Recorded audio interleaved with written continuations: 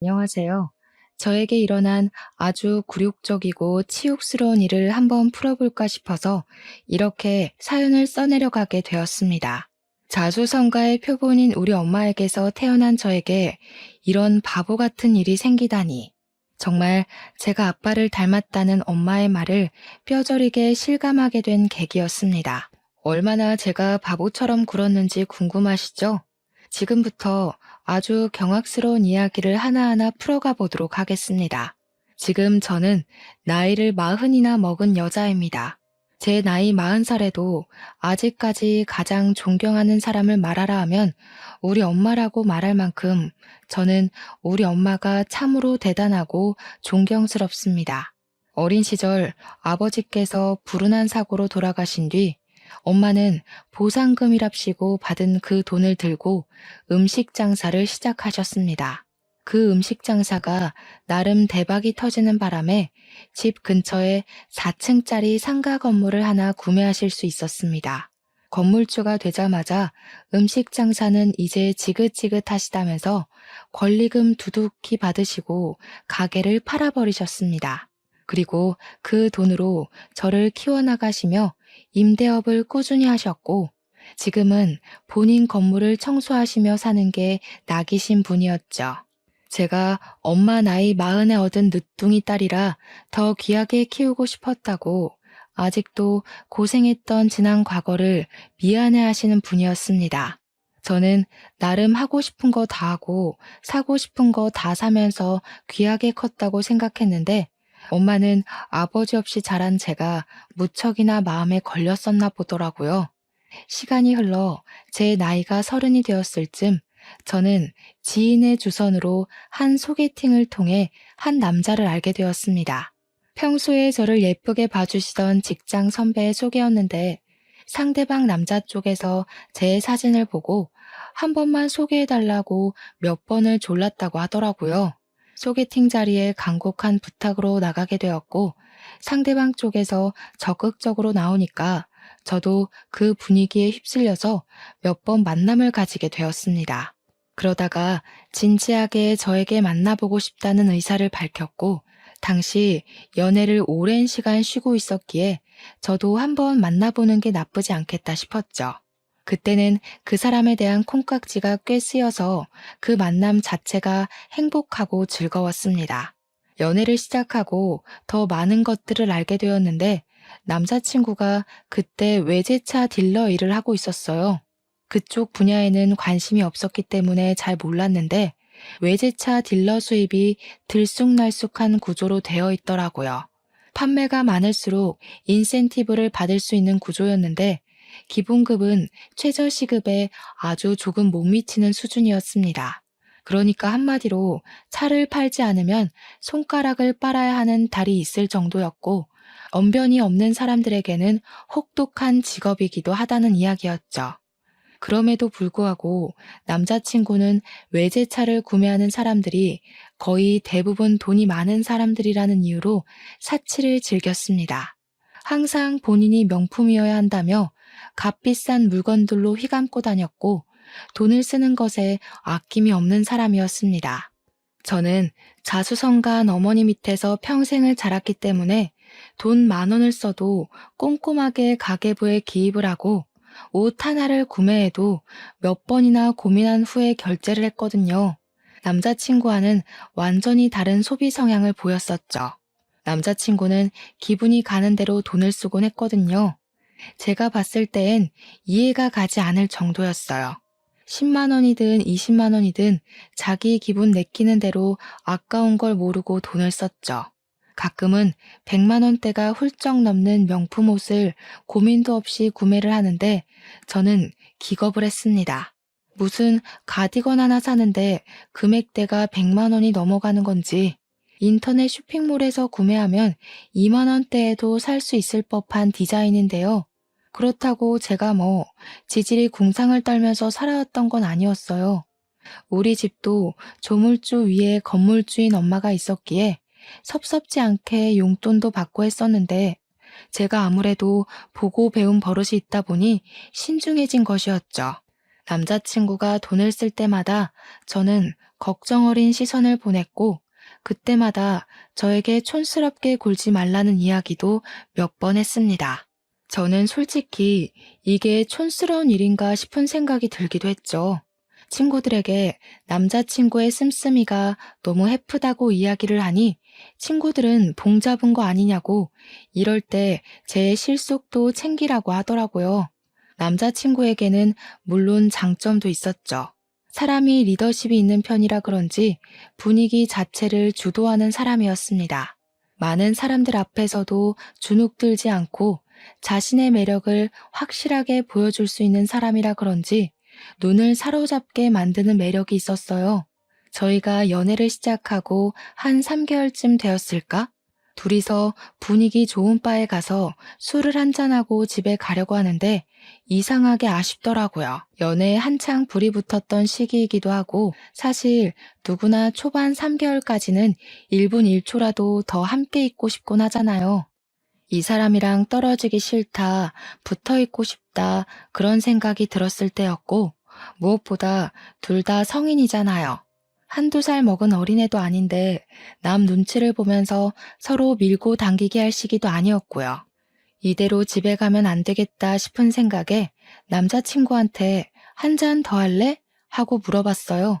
늦은 시간이기도 했고 버스, 지하철 막차 시간이 다가오고 있었기에 많은 뜻을 지니고 있었죠. 근데 남자친구가 그러더라고요. 오늘 술을 마시고 들어간다고 집에 이야기를 했더니 어머님께서 너무 취하지 말고 집으로 돌아오라 했대요. 어머님이 직접 집까지 잘 오라고 이야기를 했기에 외박은 힘들 것 같다고 하더라고요. 남자친구네 어머님께서 몸이 좀 안 좋다는 이야기는 몇 번 들었던지라 저도 더 잡지 못했죠. 너무나도 아쉬웠지만 남자친구네도 저희 집 사정이랑 비슷하게 홀어머니 모시고 살고 있었던 터라 이해를 했죠. 부모님께서 일찌감치 이혼하셔서 어머님이 남자친구를 혼자 키웠다고도 했고 몸도 안 좋으시고 제가 양보를 할 수밖에 없는 상황이라 보내주었습니다. 가정 환경이 비슷하다는 건 어찌 보면 상당한 장점이었어요. 서로를 더 동하게 하는 구석이 있고 위로하는 느낌도 있었거든요. 그렇게 만남을 이어가다가 여름 휴가 시즌이 다가오게 되었습니다. 남자친구에게 당연하다는 듯 여름 휴가 때 어디로 여행을 갈까? 하고 물어보니까 눈을 동그랗게 뜨고 저를 바라보더라고요. 너무 의외라는 표정이길래 혹시 여름 휴가가 따로 없냐고 물어보니 당황해하면서 있긴 있지. 근데 어딜 가? 하면서 저에게 물어보더라고요. 보통 휴가를 커플들끼리 맞춰서 여행을 가지 않나요?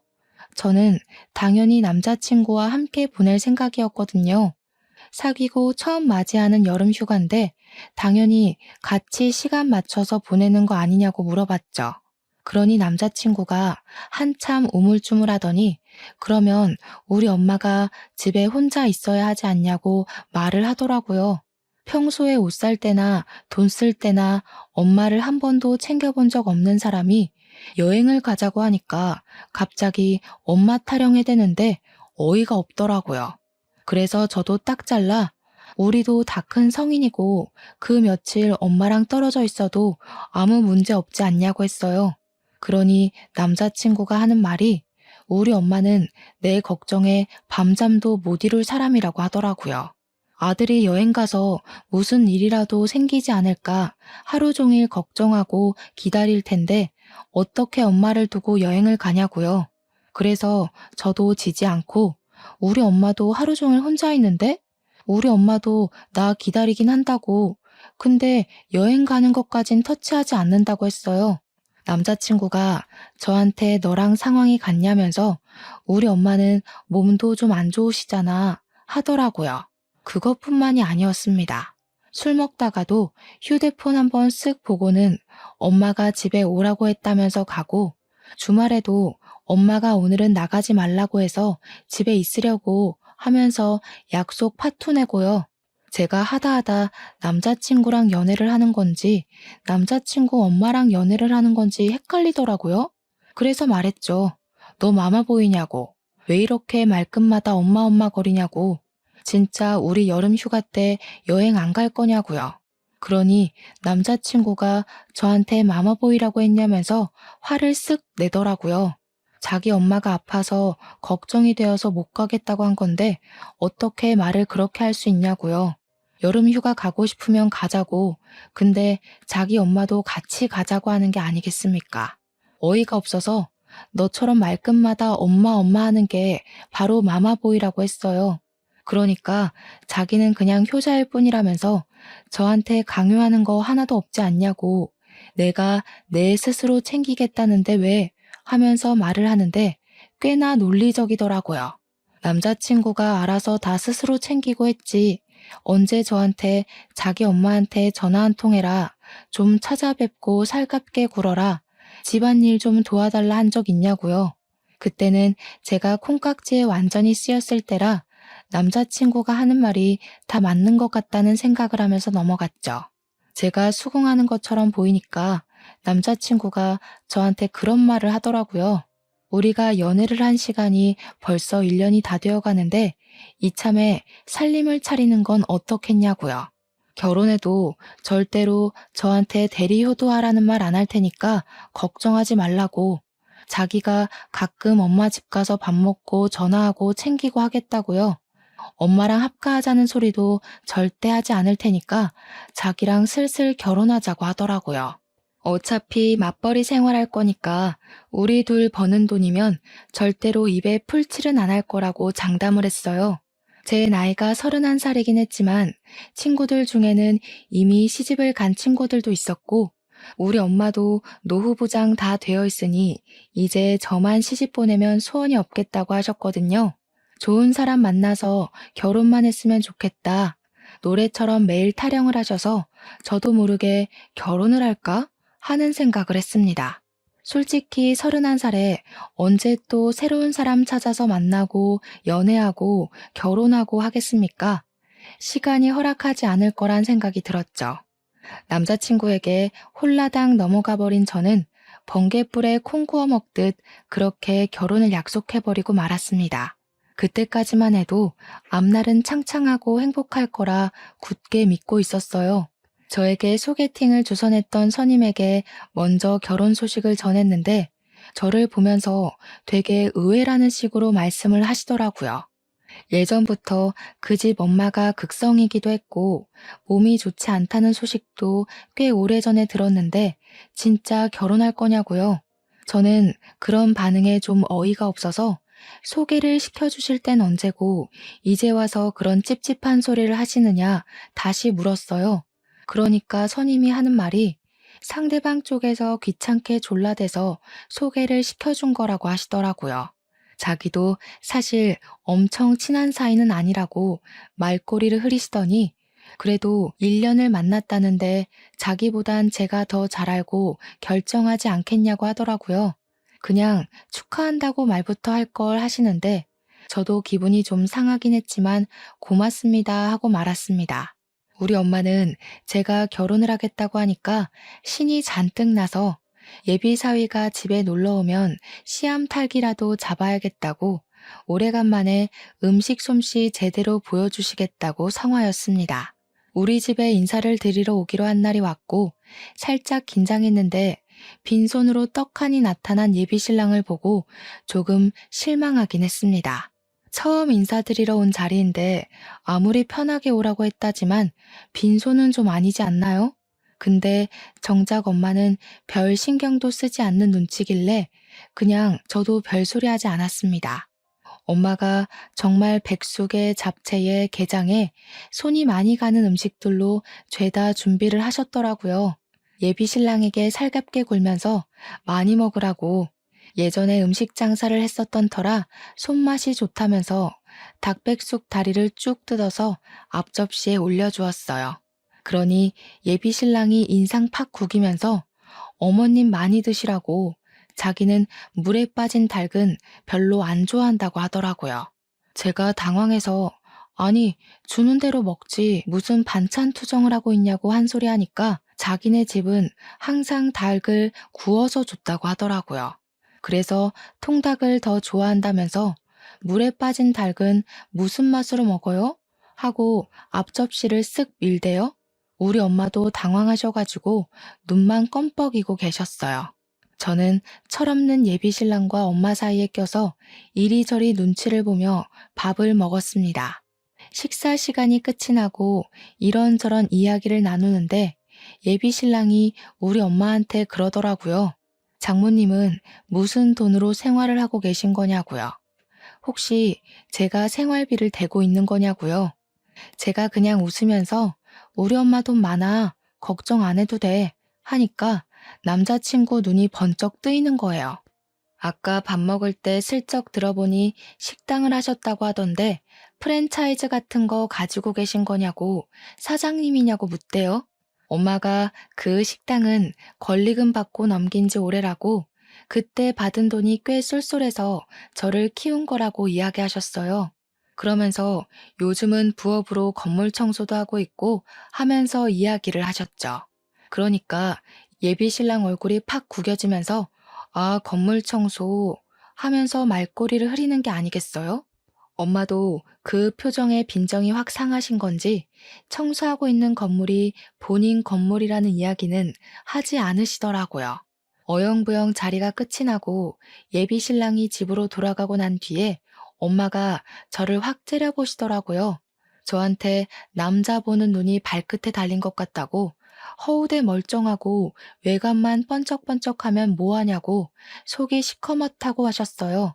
저도 그냥 딴청 부리면서 평소에 저런 사람이 아닌데 오늘은 긴장을 해서 말이 헛나온 것 같다고 필사의 별명을 했죠. 그러니 그제야 처갓집 방문하면서 빈손으로 오는 애는 처음 본다고 저한테 아주 헛똑똑이라고 하시더라고요. 그 뒤에 저도 예비 신랑의 집에 인사를 드리러 가게 되었고 처음으로 시모가 될 사람을 만났습니다. 저를 보자마자 아가씨가 우리 아들이랑 연애한다는 아가씨구나 하시면서 결혼하고 싶다고 하고 물어보시더라고요. 제 손을 잡으면서 우리 아들이 내 손에서 오냐오냐 자라서 맞춰줄 게 한두 가지가 아닐 텐데 고생하겠네 하시는데 첫인상이 너무 좋으셨어요. 이런저런 이야기를 하다가 문득 그런 생각이 들더라고요.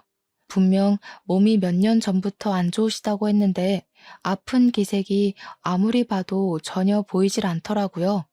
식사 자리에서 밥도 고봉밥으로 퍼서 쩝쩝 소리를 내시며 정말 입안 가득 채워 드셨거든요. 저도 궁금하긴 했던 터라 어머님 이 말로는 몸이 많이 안 좋으시다고 하던데 어디가 아프신 거냐고 물어보았죠. 갑자기 밥 먹다 말고 저를 확 치켜뜬 눈으로 보시더니 왜? 내가 어디 아프면 갖다 버리려고? 하시는 거예요. 지금이 무슨 고려장 시대도 아니고 제가 갖다 버리긴 어디다 갖다 버리겠습니까? 저도 너무 놀라서 아니라고 도와야 할 일이 있을까 싶어서 미리 여쭈어 보는 거라고 했죠. 그러니까 저한테 내가 애 아빠랑 옛날에 이혼했다는 이야기는 들었지? 하면서 물어보셨습니다. 이혼하셨다는 사실만 알고 있다고 하니까 갑자기 눈물을 슬쩍 훔치시더라고요. 자기가 예비 신랑 키우느라 안 해본 일이 없다고. 그러니 이 나이 먹고 관절 하나하나가 쑤시고 아프다고 매일같이 정형외과에 가서 물리치료를 받고 한의원에 가서 침을 맞고 하신다는 거예요. 근데 저희 엄마는 나이 40에 저를 낳으셨잖아요. 시모는 남편을 일찍 낳으셨더라고요. 그러니까 우리 엄마랑 시모의 나이 차이가 10살이나 납니다. 식당 일에 건물 청소를 하고 있는 우리 엄마도 관절이 아프다고 해도 그렇게 매일매일 병원을 다니시진 않거든요. 시모는 뭐 공사장에서 구르기라도 한 건지 아프다는 게 관절염이었던 거죠. 관절염이 뭐 가벼운 병이라는 건 아니지만 그것 때문에 예비 신랑이 저랑 여행도 못 간다고 한 거라 생각하니 이게 은근히 배신감과 서운함이 어우러져서 기분이 좋진 않더라고요. 결혼 준비를 본격적으로 시작한 뒤에는 정말 가관이었습니다. 제가 드레스를 고르는데 시모가 쫓아와서는 그 드레스 너무 파인 것 아니냐고 저 드레스는 촌스럽다. 얘 그건 뱃살 보인다 하면서 하나하나 참견을 하시더라고요. 아니, 관절염 때문에 아파서 움직이는 것도 힘들다고 하셨던 분이 무슨 힘이 그리 넘치는지 모르겠더라고요. 드레스숍을 세 군데 도는 내내 같이 걸어 다니고 참견하고 잔소리하고 정말 제 귀에서 피가 나오는 줄 알았습니다. 제가 나중에는 지쳐서 대답도 성의 없이 네만 반복하고 있는데 예비 신랑은 그 꼴을 보면서 시모를 보고는 아주 흐뭇하게 웃더군요. 우리 엄마 오늘 기운이 넘치네. 다리 안 아파? 너무 보기 좋다. 이러면서요. 순간 이 결혼 정말 해도 되는 거 맞나 고민을 하고 있었는데 이제 와서 물으기에는 계약금 걸어둔 것도 많았고 돈이 원수였죠. 거기다가 이 사람이 아니면 내가 누구랑 결혼을 할 수 있겠나 하는 생각도 들었고요. 저 참 바보 같았죠. 근데 누구라도 저와 같은 상황 속에 떠넘겨진다면 같은 고민을 하셨을 거라 생각합니다. 주위에서는 원래 결혼 전은 우울한 거라며 누구나 겪는 현상이라고 치부하더라고요. 저도 자꾸 주위에서 별일 아니다, 다 괜찮아진다고 이야기들 하니까 그냥 그런가 보다 하고 넘어가게 되었죠. 혼자 한복을 맞추러 가게 되었을 때 작은 소란이 일어나기도 했습니다. 원래 신부 쪽 한복은 분홍색 계열로 신랑 쪽 한복은 푸른색 계열로 맞추잖아요. 시모는 자기가 파란색 말고 굳이 분홍색을 하고 싶다고 난리를 피우셨어요. 자기 얼굴에 파란색이 잘 안 받는다고 하시면서요. 오죽하면 한복집 직원이 보통 그렇게는 잘 안 한다고 하면서 신랑 쪽은 푸른색을 입으셔야죠 하면서 말렸거든요. 그러니 시모가 삿대질을 직원한테 하면서 내 돈 주고 내가 입고 싶은 거 고르겠다는데 왜 참견하냐고 소리를 지르더라고요. 첫 만남에 인상 좋고 선하게 굴었던 모습과는 전혀 다른 모습이었어요. 나중에는 무슨 중전마마가 입을 법한 한복 같은 걸 가져와서는 이걸 입어보고 싶다고 떡하니 내밀더라고요. 한복집에서 이거는 신부님들이 입는 한복이라며 혼주 한복 아니라고 말리더라고요. 보다 못한 예비 신랑이 시모한테 그러지 마시고 그냥 구색 맞춰서 입자고 하니까 그제야 시키는 대로 입으시더라고요. 물론 계속 파란색이랑 나랑 잘 안 받는데 나 이거 입으면 얼굴색이 확 죽어버리는데 하면서 구시렁거렸고요. 저랑 엄마는 그 꼴을 지켜보면서 와 진짜 기가 빨린다 하고 있었는데 엄마가 슬쩍 옆구리를 찌르시더라고요. 너 이 결혼 진짜 할 거야? 하면서요. 솔직히 그 소리도 너무 듣기 싫고 나중에는 귀를 닫고 무시해버렸죠. 아직도 엄마한텐 그 일이 큰 죄를 지은 기분이라 참 죄송합니다. 아무튼 혼인신고도 신혼부부 대출 때문에 미리 하고 결혼식도 잘 마치고 대출이 반 이상인 신혼집에 들어가게 되었습니다. 가전이나 가구들도 싹 들어오니까 집이 정말 사람 사는 집 같고 좋더라고요. 이제 행복한 신혼생활만 남은 건가 하며 하루하루를 즐겁게 보냈습니다. 같이 장을 보고 음식을 만들고 청소도 분담해서 하고요. 그렇게 한 3개월쯤 지났을까? 어느 날 시모에게서 뜬금없이 저에게 전화가 왔습니다. 저랑 남편이 맞벌이 부부다 보니까 사실 밥은 저녁 한 끼만 집에서 같이 먹었거든요. 아침은 원래 둘 다 안 먹는 편이고 아침을 먹으면 속이 부대끼는 느낌을 받아서 합의하에 저녁 시간만 같이 준비해서 먹기로 했죠. 그런데 시모가 저한테 우리 아들 아침밥을 안 차려준다며 하시는 거예요. 그래서 저도 지지 않고 말했죠. 애초에 서로 합의하고 먹지 않기로 약속을 했다. 그이도 아침 먹으면 하루 종일 배가 아파서 일하는데 지장이 있다고 하더라 하면서요. 그러니까 저한테 생각이 없다면서 배가 아프지 않게 죽 같은 걸 써서 준다거나 부드러운 음식으로 차려줘야 하는 거 아니네요.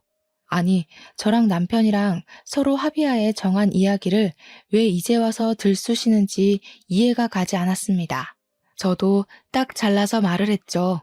남편이랑 이미 결혼 전부터 다 합의를 본 상황이고 아침 안 먹는 생활을 지금 3개월째 하고 있다고요.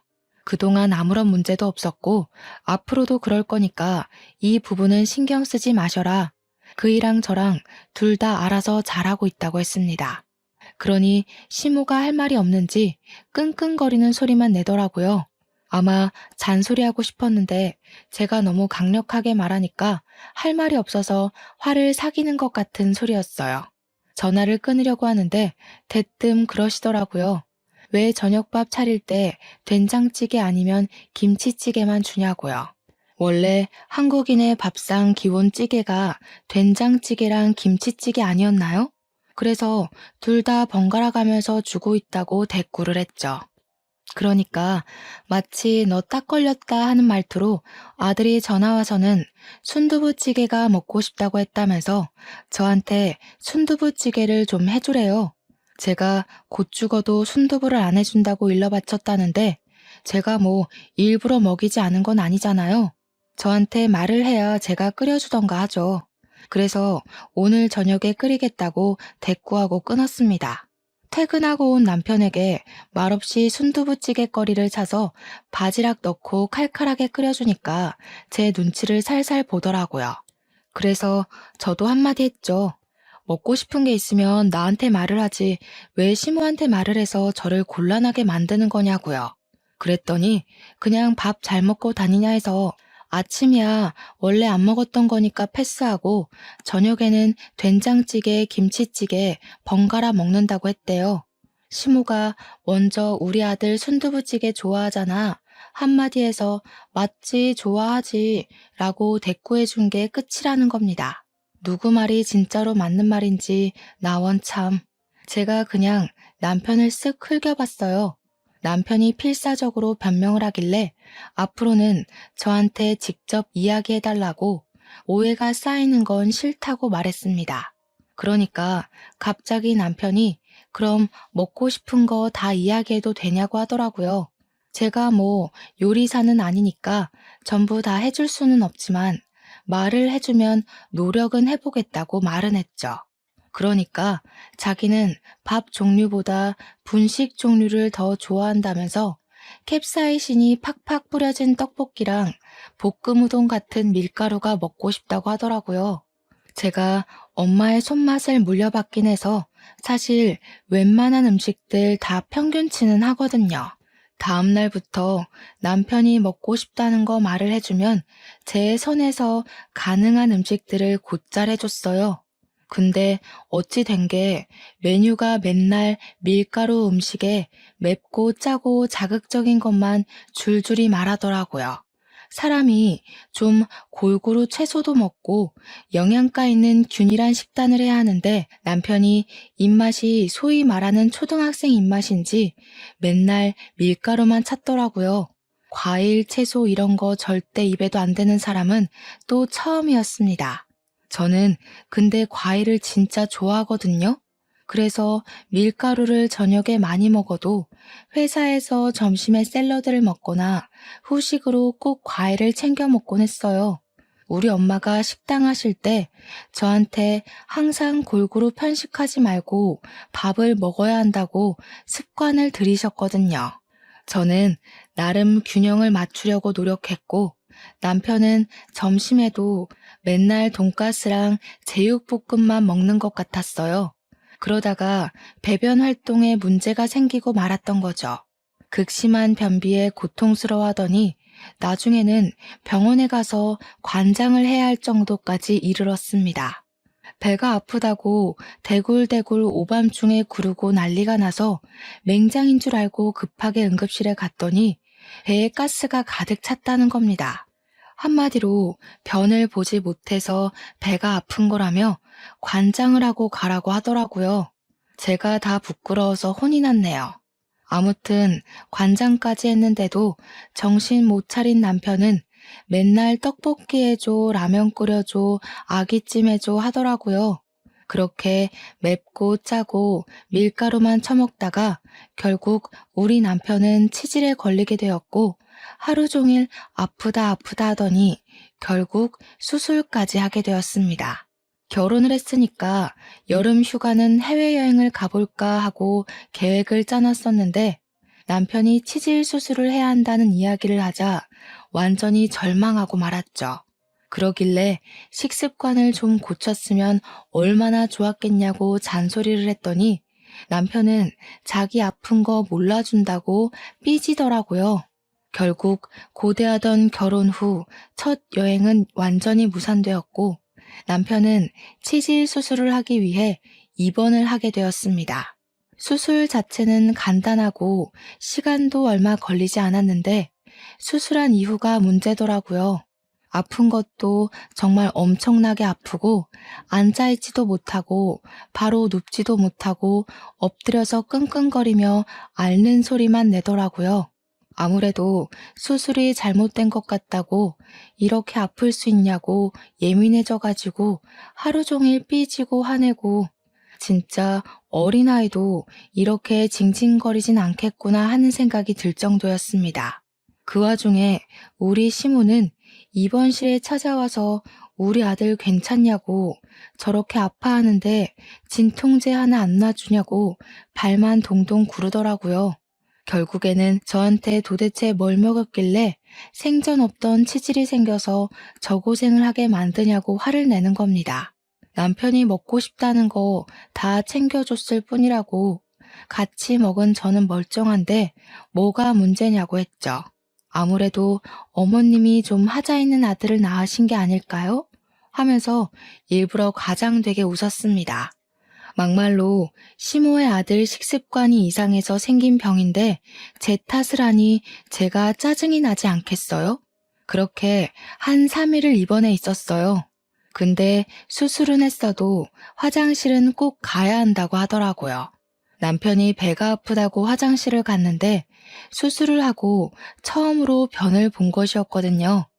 뒤처리를 하려니 무섭고 아프고 힘들었나 봐요.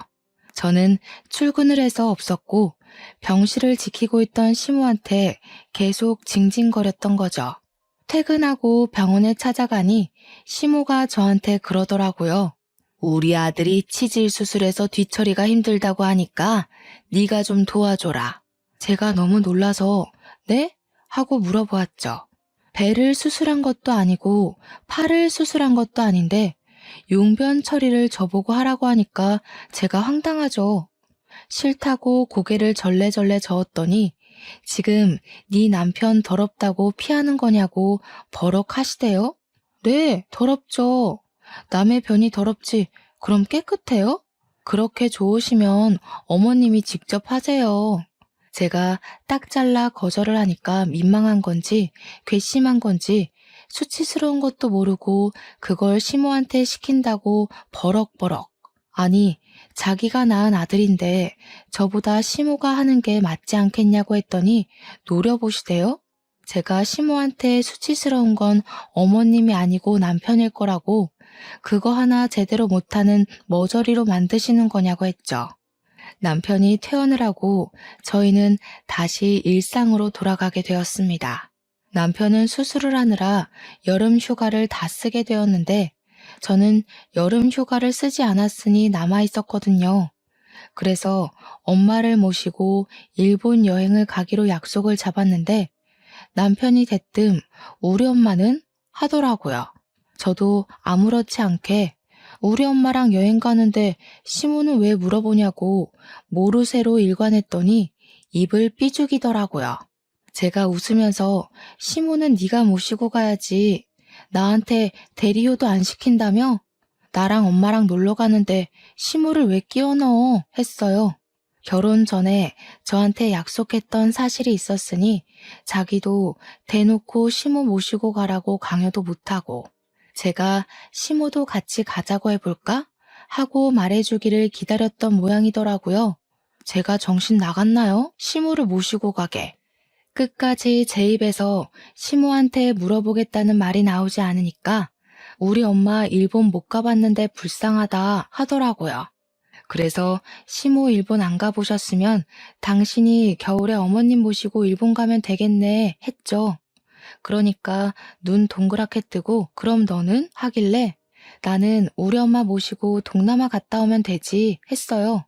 저한테 어쩜 말 한마디를 지지 않고 계산적으로 구냐고 따지더라고요. 제가 이렇게 계산적으로 굴게 된 것에 파랄이 누구 탓인데 그런 소리를 하는지.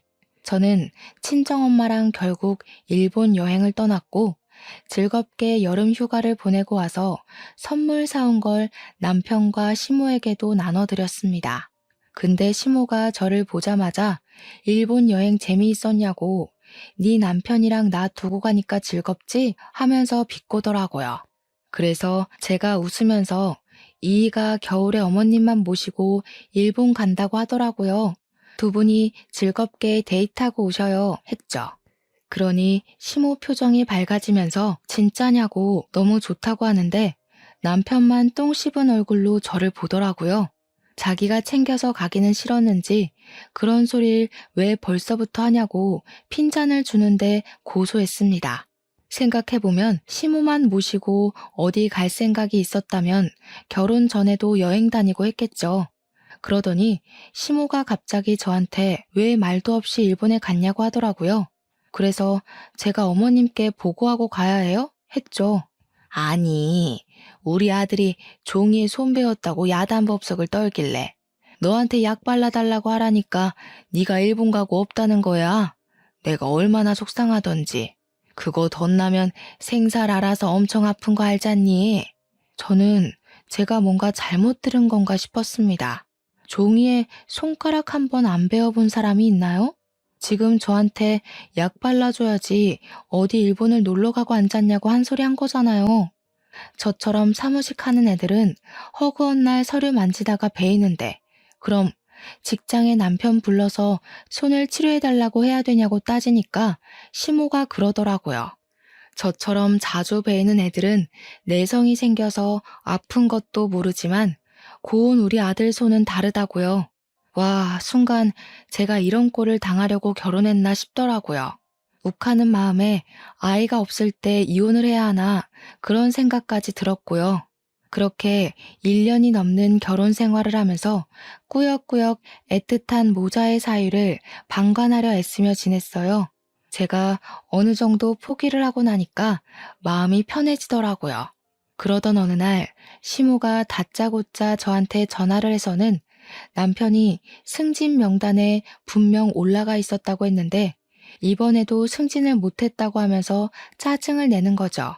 제가 알기로는 부장이 직접 이번 실적이 별로여서 누락된 거라고 다음에는 팀장급으로 승진을 시켜주겠다고 했다고 들었거든요. 제가 아무 소리도 안 하니까 시모가 제가 기도를 부족하게 해서 그런 거라며 당장 교회를 다니라고 하는 겁니다. 일요일에 늦잠 자기도 바쁜데 무슨 교회냐고 헌금 내봐야 다 목사님 자녀들 해외 유학시켜주는 거 아니냐고 했죠. 시모가 정신 나간 소리 하지 말라고 어디 신앙심을 그렇게 비하하냐 하길래 그래서 시모 교회 목사님 자녀들 다 유학 갔어요 안 갔어요? 하니까 아무 소리 못 하시대요. 더 어이가 없는 건 결혼 2년 차가 되었을 때였습니다. 저는 이미 자잘한 사건들로 인해서 남편과 시모에게 넌덜머리가 난 상태였고 우리 엄마에게도 이혼 이야기를 꺼낸 뒤였습니다. 엄마는 처음부터 별로였다고 지금이라도 애 없을 때 빨리 이혼하라고 상화였죠. 아직 나이가 34살이니까 좋은 사람 충분히 만날 수 있다고요. 한 번만 걸려봐라. 바로 이혼하자고 질러야지 하면서 하루하루를 버티고 있는 와중에 전세 계약이 끝이 나면서 이사를 나가게 되었어요. 그래서 부랴부랴 집을 알아보고 있는데 시모가 딱 그러더라고요. 너네 집 알아본다고 우리 아들 회사 월차까지 썼다며? 그런 날은 우리 아들 쉬어야 하는데 힘들어서 어쩌니? 아니, 저는 월차 안 냈나요? 저도 쉬는 날인데 저는 당연히 해야 하는 일이고 남편은 무조건 쉬어야만 하나요? 제가 너무 열이 받아서 한마디 하려고 숨을 들이켰는데 시모가 그러더라고요. 니네 2년이나 살았는데 애가 안 들어서는 거 어디 문제 있는 거 아니니? 내가 우리 아들한테 물어보니까 밤에 잘 때 힘들어 죽겠다고 하더라. 애 보양식은 먹이는 거니? 밤에 잠자리 할 때 네가 더 적극적으로 해가지고 아이를 빨리 가질 생각을 해야지. 내가 오늘 저녁에 특별히 아들 먹을 장어랑 야간문 즙이랑 보낼 테니까 우리 아들 잘 좀 먹이고 너는 노력 좀 더 하고 그 말을 듣는데 순간 꼭지가 돈다는 말이 어떤 말인지 알겠더라고요. 남편이 옆에서 듣고 있다가 엄마 장어 고마워 하는데 수치스럽고 열받아서 남편의 머리통을 뻑소리 나게 쳤습니다. 그러니까 남편이 악 하면서 소리를 지르는데 전화를 듣고 있던 시모가 아들 무슨 일이냐고 소란이더라고요. 남편이 놀래서 얘가 나 때렸어 하고 고자질을 하고 시모가 뭐가 어쩌고 어째 하면서 당장 부동산 앞으로 오겠다고 난리를 치더라고요. 저는 참지 않고 부동산 앞 길거리에서 소리를 고래고래 질렀습니다. 야, 이혼해. 내가 진짜 마마보이도 이런 마마보이 처음 봤다. 반찬 타령하고 우리 엄마 할 때만 해도 내가 그러려니 했는데 종이에 손 베었다고 약을 발라주라질 않나? 뭐? 잠자리를 적극적으로 해? 장난해 지금? 야, 우리 엄마가 뭐 어쨌다고. 그냥 할 말 다 하고 산 거지. 내 머리는 왜 때려? 너 이거 폭력이야. 가정폭력. 내가 너 신고할 거야. 그래, 신고 한번 잘 해봐라. 나도 너네 엄마 걸고 넘어질 거야. 내 휴대폰에 전화 녹음 자동으로 되는 거 알고 있지? 이혼 소송 준비나 해. 야, 중소기업 다니면서 그 월급으로 너네 엄마 건물 청소하면서 버는 돈까지 쓸어다가 변호사비 내려고? 남편이 비웃듯이 이야기를 하더라고요. 건물 청소. 우리 엄마가 오죽 사위 새끼가 마음에 차지 않았으면 그 건물이 자기 거라는 말도 안 했을까요? 제가 깔깔 웃으면서 대꾸해줬죠.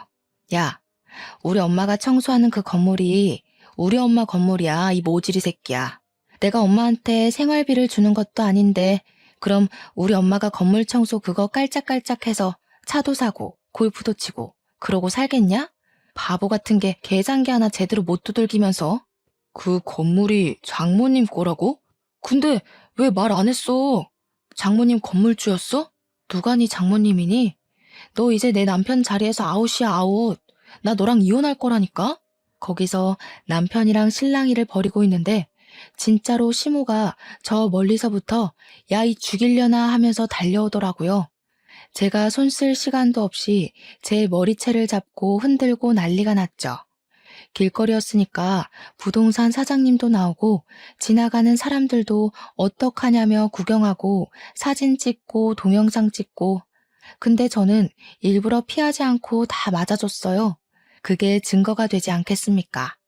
주변의 신고로 경찰이 도착했고 고발하겠다고 강력 주장까지 했습니다.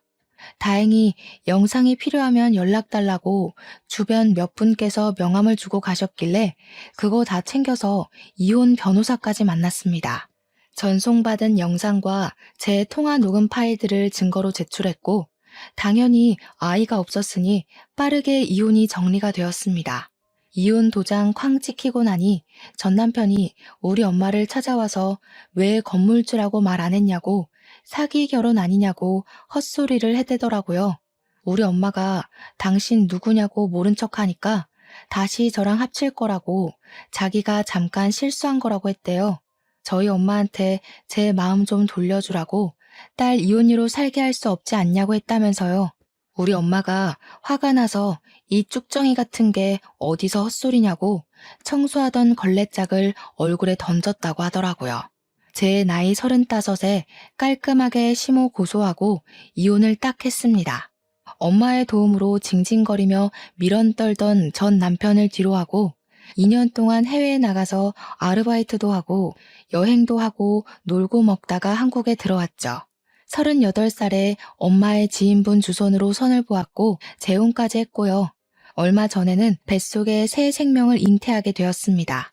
임신 7주가 되어 첫 심장 소리를 듣고 왔는데 눈물이 줄줄 나더라고요. 전 남편에 대한 나쁜 기억들은 모조리 땅속에 묻고 새 남편과 새 가정을 이뤄 행복하게 잘 살아보려고 합니다. 8개월 뒤에 만날 우리 아이까지 함께 아름다운 세상을 느끼며 살겠습니다. 제 이야기를 들어주셔서 감사합니다.